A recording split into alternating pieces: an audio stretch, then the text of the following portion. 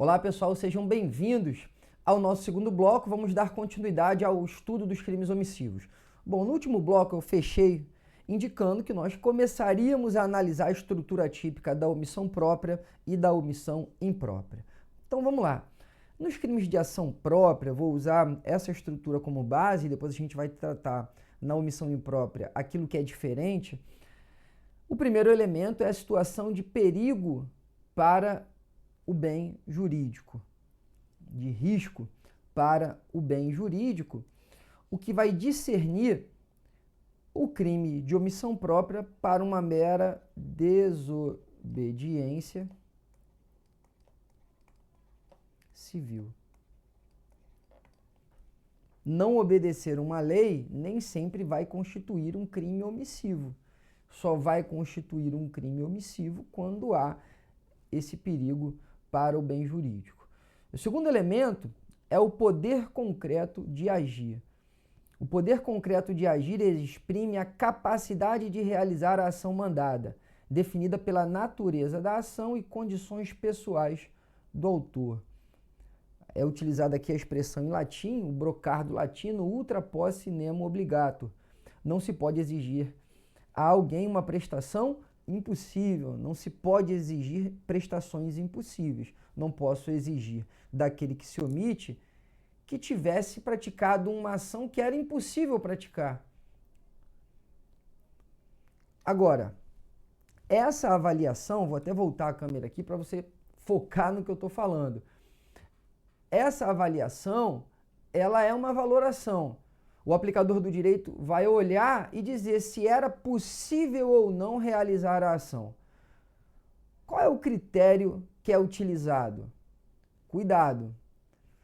A doutrina, há muito tempo, já abandonou a ideia de homem médio. Quem é o homem médio? O homem médio, segundo a doutrina, acaba sendo a projeção do próprio aplicador do direito. Eu sou juiz numa comarca do interior do estado. Qual é o homem médio do Marcelo? O homem médio do Marcelo acaba sendo uma valoração se eu tivesse naquele lugar, se eu teria praticado a conduta ou não. Se aquela conduta seria impossível de realizar. Pelo critério do homem médio, o que o aplicador do direito faz? Se eu tivesse lá, eu faria. Então ele poderia ter feito também. A figura do homem médio, só abrindo um parênteses aqui, ela é produto de uma equação matemática. Ela foi criada por um matemático belga chamado Adolphe Quetelet, que a gente estuda lá em criminologia, as chamadas leis térmicas da criminologia, a escola cartográfica da criminologia, são estudos estatísticos. A figura do homem médico, a figura do homem médio, ela é produto de uma equação matemática. Pergunta a você, é possível encontrar o homem médio brasileiro por meio de uma equação matemática de características, de comportamentos? É impossível. É impossível em qualquer sociedade e é impossível também no Brasil. Então, há muito tempo, a doutrina já abandonou a figura do homem médio, que não existe, né? Esse homem médio não existe, porque a gente não consegue extrair em uma sociedade complexa como a nossa e como as outras sociedades modernas uma figura mediana de comportamento humano e, portanto, sustenta a doutrina que essa valoração deve ser feita por meio de um terceiro observador. Terceiro observador. Chamado também, quem fala isso é o Roxin, de observador sensato e inteligente.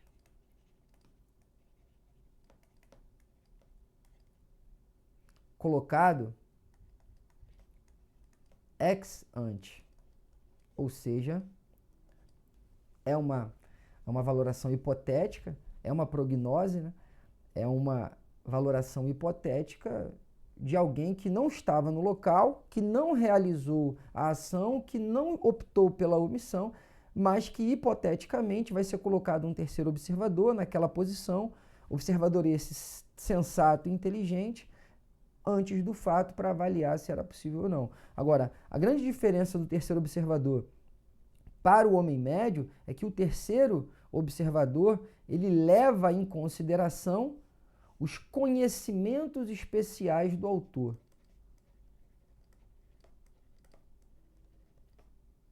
Conhecimentos especiais do autor. Que é o que está aqui no próprio slide. O poder concreto de agir exprime a capacidade de realizar a ação mandada, definida pela natureza da ação e pelas condições pessoais do autor, e não por um estándar médio de padrão de comportamento. Então a gente não utiliza o homem médio, utiliza o terceiro observador, chamado também de observador sensato e inteligente. Esse observador ele é colocado ex ante, ou seja, antes do fato, levando em consideração os conhecimentos especiais do autor. O terceiro elemento é a omissão da ação mandada, ou seja, o crime omissivo ele representa sempre a não realização de uma norma mandamental, não realização da ação mandada por autor concretamente capaz de agir, e o quarto elemento é o dolo. Nos crimes omissivos próprios, via de regra, eu não tenho a culpa, eu não tenho tipos omissivos culposos. Nós temos duas exceções trazidas pela doutrina. Quem fala isso é o Nelson Hungria e o Ângelo Roberto Ilha, que tem um excelente livro sobre teoria do crime, publicado pela editora de Plácido. Então você pode citar na sua prova com segurança essas duas exceções. É o artigo 351, parágrafo 4º e o 63, caput, combinado com o parágrafo 2º, que é a figura culposa, lá da Lei 8.078. São essas duas exceções, tá? Então nós temos essa estrutura, situação de perigo para o bem jurídico, poder concreto de agir avaliado segundo um terceiro observador, colocado ex ante, e levando em consideração os conhecimentos especiais do autor, a representação de uma omissão de uma ação mandada e o dolo como elemento subjetivo desses crimes, né? Com exceção dessas duas estruturas, crimes omissivos próprios que narram comportamentos culposos. Né? Nós temos essas duas exceções, artigo 351, parágrafo 4º e o artigo 63, caput, parágrafo 2º da Lei 8.078. Eu acho que vale a pena citar que, segundo parte da doutrina, nós teríamos duas exceções, porque essas exceções elas não são replicadas em todos os manuais, tá? Dependendo do seu examinador, eu acho que vale a pena pontuar. Olha, em regra, nós não temos crimes omissivos próprios culposos. Parte da doutrina indica duas exceções e aí você cita as exceções. Tá? Eu não gosto de afirmar aqui que essas exceções são tratadas de forma genérica por todos os autores, porque não são. Talvez porque os autores não tenham descido a esse nível de detalhamento, não por uma opção de não reconhecer esses crimes como crimes omissivos próprios culposos. Porque às vezes acontece, está ali escrevendo, não cita a exceção, enfim, não conhece a exceção, nunca parou para analisar, são muitos tipos penais no Brasil, enfim. Fica aí a dica para na prova você pontuar, olha, parte da doutrina, pode citar o Nelson Hungria, o Ângelo Roberto Ilha, de que seriam excepcionalmente crimes omissivos próprios na modalidade culposa, tá bom? Bom, e nos crimes omissivos impróprios? O que nós temos de especial em relação à estrutura típica? Bom, o primeiro elemento é o elemento subjetivo. Tem uma discussão até importante que eu vou deixar para tratar com vocês no final da aula, que é como é o dolo na omissão, né? Assim, se é igual a um crime de ação, se não é, o que tem de diferente, a gente vai tratar depois. numa parte específica da aula. Mas nesse ponto eu quero deixar registrado com vocês de que nos tipos de omissão de ação imprópria, ou seja, no crime omissivo impróprio, há a possibilidade de dolo e de culpa. Em que sentido? Quando o dolo ele é produto de uma decisão e quando a culpa é produto de uma falta de cuidado objetivo. Fica mais fácil de visualizar as duas espécies de comportamentos omissivos.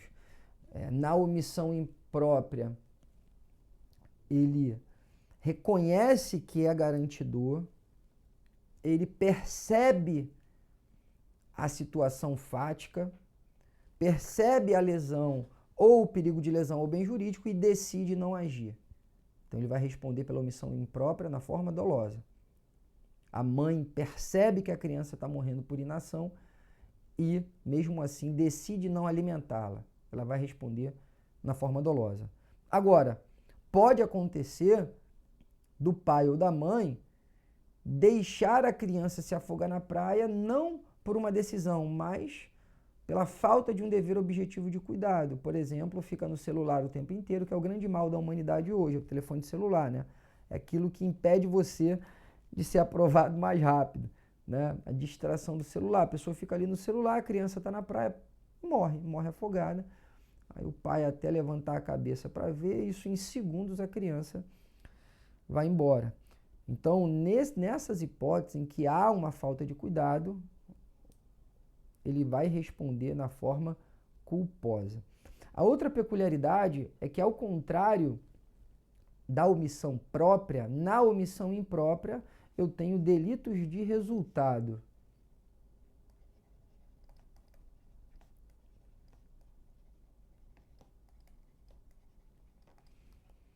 Porque exige-se a produção de um resultado típico como consequência causal da omissão da ação mandada. E o terceiro elemento especial nos crimes omissivos impróprios é a figura do garantidor, que passa a ser elemento do tipo de omissão de ação imprópria. Então, isso é muito importante, porque a figura do garantidor é um elemento do tipo penal nos crimes omissivos impróprios. Anote isso, porque isso vai ajudar. E Marcelo, por que isso é importante? Porque a gente precisa tratar do erro nos crimes omissivos impróprios. Eu não coloquei no slide, mas não vai nos impedir de tratar do erro do garantidor.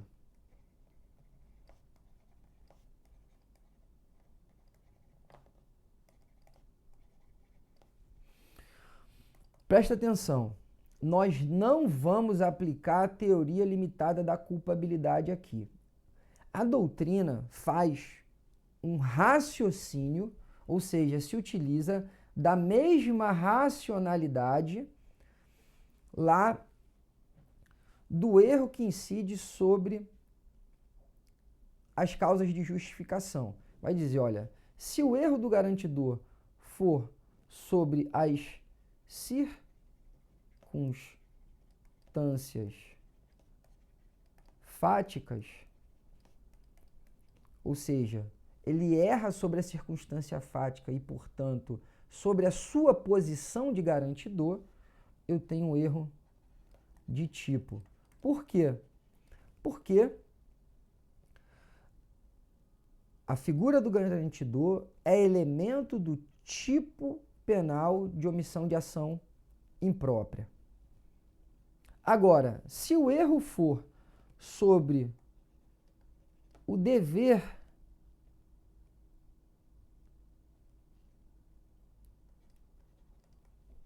limites e existência desse dever de agir,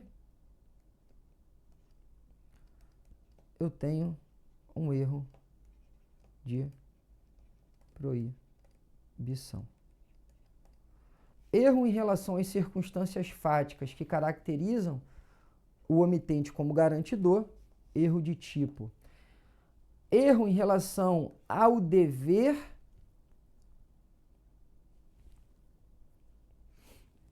limites e existência, erro de proibição. Perceba que essa estrutura ela é similar àquela estrutura que a gente utiliza para definir o erro sobre as causas de justificação, que são as discriminantes putativas. Mas lá isso ocorre porque nós optamos, o nosso Código Penal, isso está na exposição de motivos, optamos por adotar a teoria limitada da culpabilidade. A gente não pode afirmar que essa teoria deve ser aplicada aqui também. Nós utilizamos a mesma racionalidade, mas não afirme na sua prova de que para o erro do garantidor se aplica também a teoria limitada da culpabilidade.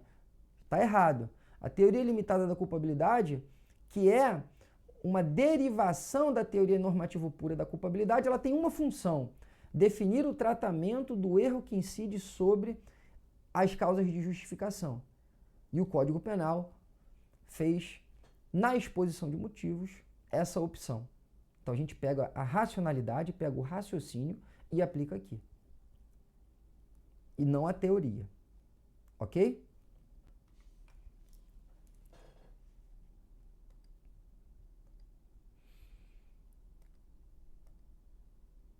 Bom, aqui é um dos pontos mais problemáticos quando a gente fala de crimes omissivos, tanto próprios quanto impróprios. A questão é se existe causalidade na omissão. Eu começo fazendo essa pergunta, né? Existe causalidade nos crimes omissivos? Há uma discussão muito grande e eu vou partir aqui de uma afirmação que para nós é senso comum, né? De que não existe causalidade na omissão, causalidade física. O que há é imputação, ou seja, causalidade normativa. Eu nem gosto dessa expressão, causalidade normativa, porque para mim há uma contradição em termos. Eu prefiro imputação, que é, inclusive, a maneira como o Código Penal trata a imputação do resultado, ou seja, trata a teoria da imputação objetiva no artigo 13, parágrafo 1º. Mas alguns autores, eu cito aqui, por exemplo, o Kleber Masson, afirmam que há nesses casos uma causalidade normativa.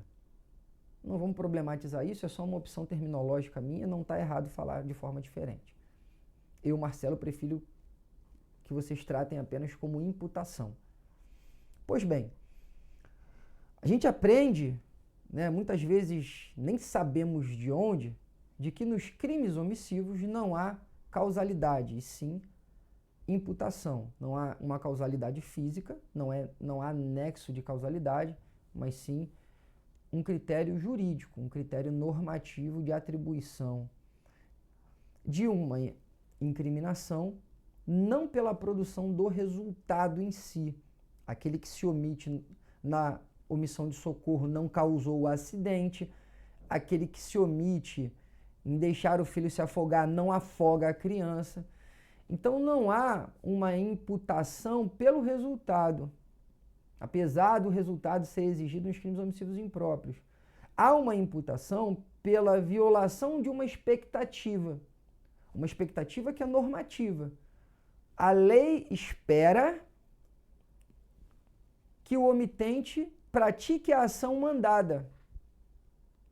Ação mandada descrita no tipo na omissão própria e ação mandada definida pela cláusula de equivalência ou de correspondência na omissão imprópria. Esse é o senso comum. A gente vai problematizar isso agora e trazer algumas posições para você que vai fazer uma prova mais exigente, importante. Tá bom?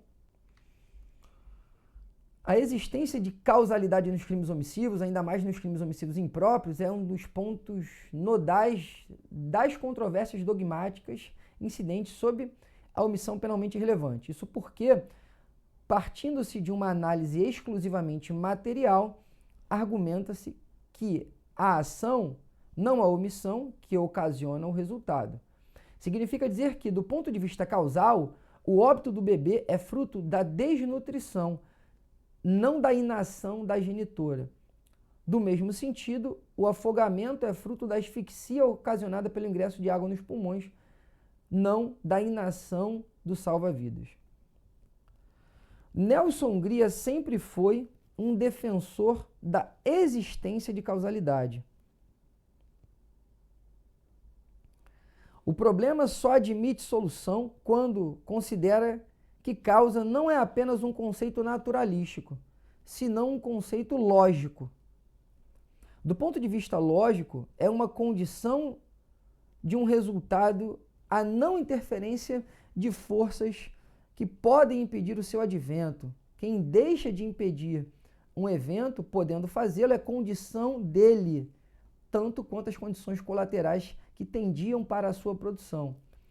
Para se aferir a causalidade da omissão, deve-se ser formulada a seguinte pergunta: teria sido impedido a ação omitida o evento subsequente? Se a resposta for sim, ou seja, se afirmativa, a resposta à omissão é causal em relação ao evento. Essa pergunta a gente vai ver que ela se adequa à chamada teoria da evitação. Eu já vou tratar das teorias que tratam disso. Essa é uma posição tradicional sustentada pelo Nelson Hungria de que existe causalidade nos crimes omissivos. Já o Heleno Fragoso sustenta a inexistência de causalidade, que é o que acabou sendo adotado na forma majoritária hoje pelas doutrinas contemporâneas. Não há causalidade alguma na omissão. A omissão, como abstenção da atividade devida, nada pode causar. É uma frase comum para explicar crime omissivo: do nada, nada surge. A ausência de circunstância ou condição que interfira no acontecimento não pode estar entre os fatores do evento, precisamente porque é algo inexistente. Segundo o César Roberto Bittencourt, na omissão imprópria não há propriamente um nexo de causalidade, mas sim um nexo de não impedimento. O Zaffaroni, no Brasil, sustenta a existência de um nexo de evitação. É tudo a mesma coisa com outro nome. O Juarez Cirino sustenta a existência de uma causalidade legal ou hipotética, sempre pautado na ideia de evitação. E o Fernando Galvão, que é um livro que eu indico muito também, gosto demais do manual para quem estuda para concurso, foi o manual que eu estudei para magistratura. Eu li e reli muitas vezes esse manual, né? Depois que ficou todo marcadinho, eu só li ele, era o meu caderno de parte geral, que é o manual do Fernando Galvão. Invoca uma causalidade normativa, a expressão também utilizada pelo Kleber Masson, que para mim, e aí data máxima vênia, é uma contradição em termos. Pois bem, como eu vou resumir isso? Né? Há aqui um problema trazido pelo Luiz Greco de que, e aí já antecipando a posição dele, ele sustenta a existência de uma causalidade nas omissões. Antes de ler o problema dele, eu quero já dividir com vocês essa problemática, esses dois lados da discussão, em duas teorias importantes. Eu acho que vai facilitar a compreensão. A primeira teoria é a teoria da evitabilidade. Todas essas posições aqui trabalham com uma pergunta que é feita não só por quem afirma que há uma causalidade física, mas também por aqueles que chamam essa relação com outro nome, como por exemplo nexo de evitação ou causalidade hipotética ou virtual, alguns chamam de causalidade virtual ou hipotética, causalidade normativa, porque toda essa estrutura, todos esses autores partem dessa pergunta, que é: caso aquele que se omitiu tivesse praticado a ação que dele se espera, ele teria evitado o resultado com uma probabilidade próxima à certeza? Essa é a pergunta. Essa é uma pergunta que ela é pautada na teoria da evitabilidade ou teoria da evitação. O tipo objetivo do delito omissivo se assemelha ao dos delitos praticados por ação, de modo que também é necessária, nos delitos de resultado, a existência tanto de um resultado típico como de uma ação, como de uma atuação do autor causal para o resultado. No entanto, há particularidades em relação ao fato de que a atuação do autor consiste em uma omissão em relação à qual não se pode aplicar a fórmula da conditio sine qua non em sua forma usual, ou seja, subtração mental da ação.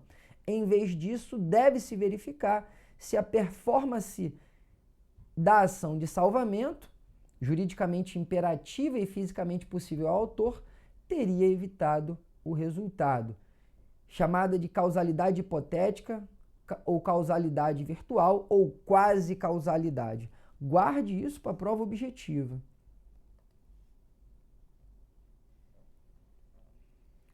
Então, essa teoria vai dizer que existe uma causalidade, mas não a causalidade tradicional, porque não se aplica a teoria da conditio sine qua non. Ou seja, não há uma causalidade empírica. Não há uma causalidade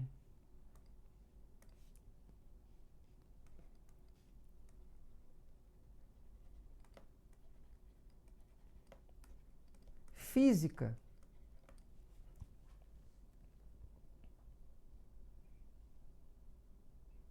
O que há é uma quase causalidade, ou chamada causalidade hipotética ou virtual. Essa afirmação, ela é em tudo consonante com a posição do próprio Juarez Cirino dos Santos.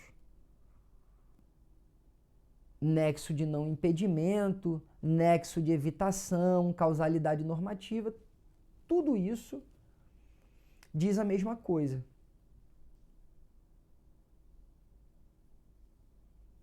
Então, essa primeira posição vai afirmar, essa primeira teoria vai afirmar, de acordo com a posição majoritária no Brasil, e leia-se, essa é a posição majoritária no Brasil, de que o nexo daquele que se omite com o resultado não é empírico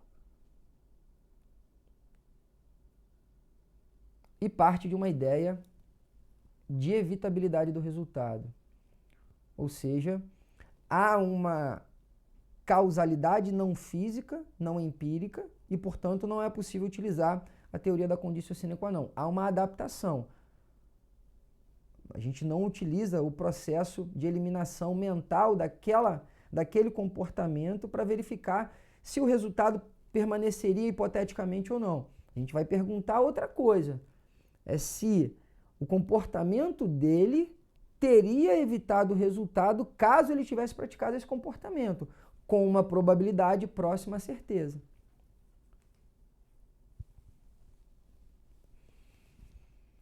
Seguindo assim a denominada teoria da evitabilidade, decidiu a jurisprudência que o marido que, depois de ter agredido a sua esposa, abandona e, consequentemente, sua morte, somente pode ser punido pelo fato consumado se o tratamento imediato tivesse salvado a vida da esposa.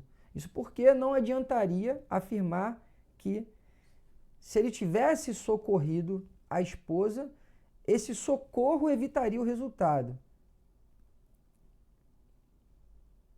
Também se decidiu que a omissão de uma radioterapia que conduz, em mais de 90% dos casos, a um prolongamento de vida de 5 a 10 anos, não permite que o resultado morte seja atribuído ao médico omitente a título de homicídio culposo. Em razão da resposta da pergunta que para nós, para essa teoria é importante. Caso tivesse praticado o comportamento que dele se esperava, teria evitado o resultado com uma probabilidade próxima da certeza? Se não, o resultado não pode ser atribuído ao omitente. Essa é a teoria da evitabilidade. No Brasil, os autores não afirmam categoricamente que adotam a teoria da evitabilidade porque muitas vezes isso não é tratado como reflexo da adoção de uma teoria. Mas, quando a gente olha a construção da doutrina majoritária no Brasil, eu posso afirmar com tranquilidade que a doutrina majoritária no Brasil adota a teoria da evitabilidade, ou teoria da evitação.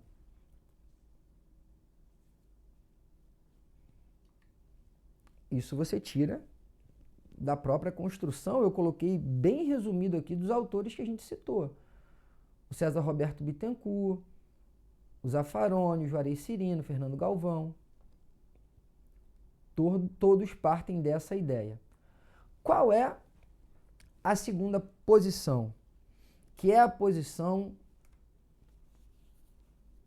do Luiz Greco, que não trata disso no novo manual do Roxin, porque o tomo 1, que foi traduzido para o português, não trata de crime omissivo, mas ele trata disso numa obra muito importante, uma obra que é bem fininha. Então, se você está aí numa prova discursiva, numa fase discursiva, e quiser aprofundar, é uma obra que tem o título Problemas de Causalidade e Imputação Objetiva nos Crimes Omissivos Impróprios. Então, ele vai tratar aqui especificamente dos crimes omissivos impróprios para afirmar que existe sim causalidade nos crimes omissivos impróprios, e ele parte de uma segunda teoria, que é a chamada teoria da diminuição do risco, que é uma modificação da teoria do aumento do risco do Roxin. Apesar de não, do Roxin, quando teorizou sobre aumento do risco, ele não aborda essa questão. É uma adaptação, uma modificação dessa teoria, que foi originalmente desenvolvida para crimes comissivos e contenta-se com a criação de uma chance de salvamento. Assim, se o fato de um marido levar a esposa ao hospital tivesse aumentado as chances de que ela fosse salva e a realização da radioterapia aumentasse as possibilidades de que o paciente viesse a ter mais alguns anos de vida, algo que provavelmente poderia ser afirmado, o omitente deverá responder pelo delito consumado. Então, a teoria do aumento do risco contenta-se com, bem simples de você explicar isso numa prova discursiva, numa prova oral, ela contenta-se com a criação de uma chance de salvamento. Olha, a ação do autor não é possível, para a teoria da evitação, afirmar que, caso o autor tivesse praticado a ação que dele se esperava, ele teria evitado o resultado com uma probabilidade próxima da certeza. Isso a gente não pode afirmar, mas podemos afirmar que, caso ele tivesse praticado a ação que dele se esperava, ele aumentaria a chance de salvamento. Ele criaria uma oportunidade de salvamento para as vítimas. Portanto, ele diminui o risco. Tá? Então, a teoria da diminuição do risco, que é sustentada, por exemplo, pelo Luiz Greco, afirma que essa teoria é uma modificação da teoria do aumento do risco do Roxin e se contenta com a criação de uma chance de salvamento. Simples assim. Eu coloquei aqui um trechinho do livro do Luiz Greco. Eu não vou ler, é um trecho para citar, é um exemplo para vocês. Vocês podem dar pausa no vídeo, caso queiram anotar os exemplos, mas basicamente ele trabalha com esses dois exemplos, tanto da radioterapia quanto do marido que deixa de levar sua esposa para o hospital. Tá? Tá aí a referência bibliográfica para vocês citarem na prova de forma segura. Então ele chega a afirmar de que isso é tratado de uma forma muito simplória no Brasil. E aí esse trecho aqui vale a pena a gente analisar. Ele diz, ó, no Brasil o problema parece ter sido pouco examinado. É comum ler em nossa doutrina que, na omissão, inexistiria um nexo causal entre um comportamento e o resultado, de modo que seria necessário ocorrer para um nexo jurídico, o qual seria dado pelo dever de agir previsto no artigo 13, parágrafo 2º. Essa afirmação é, contudo, duplamente errônea. Primeiramente, porque o dever de agir do referido dispositivo diz respeito ao desvalor do comportamento, ou seja, desvalor da ação, enquanto o problema do nexo entre omissão e resultado está relacionado ao desvalor do resultado. Só lembrando aqui, pessoal, do que ele está falando? Ele está falando do conteúdo do injusto.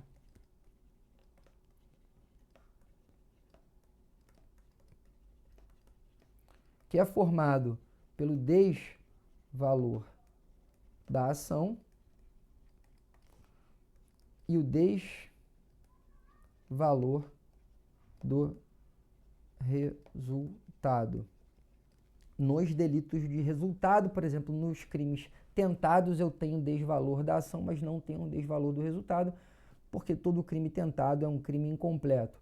Então, em regra, nos delitos de resultado, eu tenho o desvalor da ação, que é a reprovação que recai sobre o comportamento dele, o desvalor,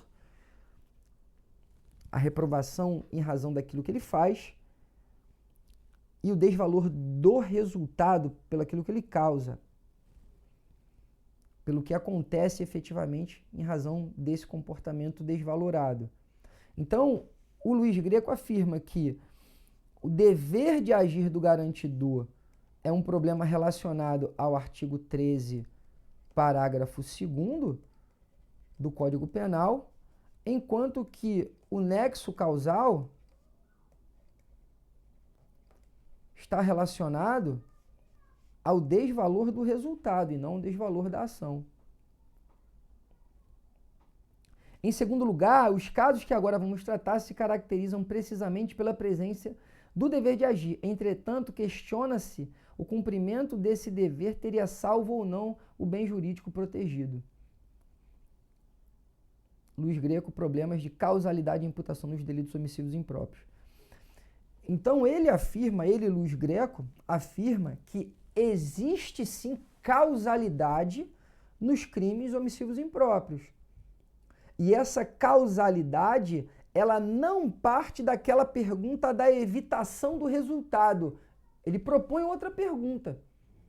Essa teoria não é só dele, né? Outros autores também na Alemanha tratam dessa forma. Essa é uma obra publicada no Brasil e, portanto, você pode citar na sua prova. A gente não está falando de direito alemão, a gente está falando de direito brasileiro, uma obra traduzida para o Brasil. Ele se refere ao artigo 13, parágrafo 2º do Código Penal. Ele substitui a pergunta da teoria da evitabilidade por outra teoria. Ele não vai perguntar se a ação daquele que se omitiu teria evitado o resultado com uma probabilidade próxima da certeza. Mas ele vai perguntar, a ação daquele que se omitiu aumentaria a chance de salvamento? Se sim, ele responde pelo resultado. Então, para essa segunda posição, existe sim causalidade com base na teoria da diminuição do risco. Perceba que essa construção ela é um pouco diferente daquela que é feita pelo Nelson Hungria. Porque o Nelson Hungria afirmava que existe causalidade e ele estabelece como critério a teoria da evitação. que tradicionalmente é uma teoria utilizada para afirmar que não existe causalidade física empírica em relação à omissão e que o omitente se vincula a esse resultado por meio de uma outra espécie de causalidade. Causalidade hipotética, quase causalidade, causalidade normativa, nexo de impedimento, nexo de evitação. Então, para categorizar isso de forma clara no seu caderno. Nelson Hungria, existe causalidade nos crimes omissivos. Ele parte da teoria da evitabilidade. Ele pergunta se o comportamento teria ou não evitado o resultado, com uma probabilidade próxima à certeza. Heleno Fragoso e outros autores partem de uma ideia de que não existe causalidade nos crimes omissivos, sobretudo nos crimes omissivos impróprios, porque são delitos de resultado.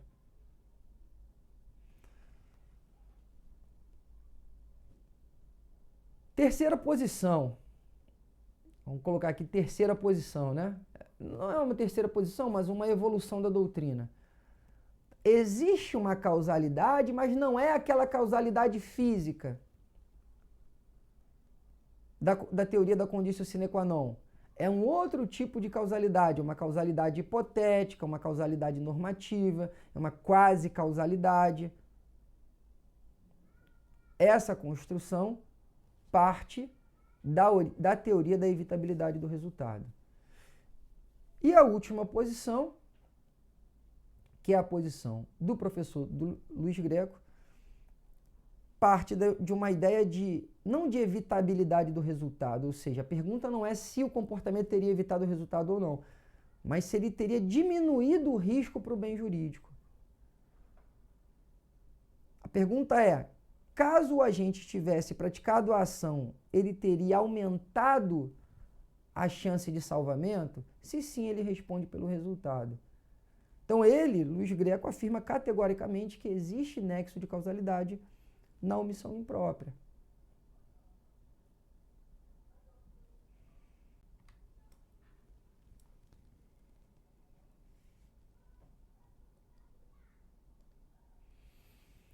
Próximo bloco, já me estendi demais, eu vou tratar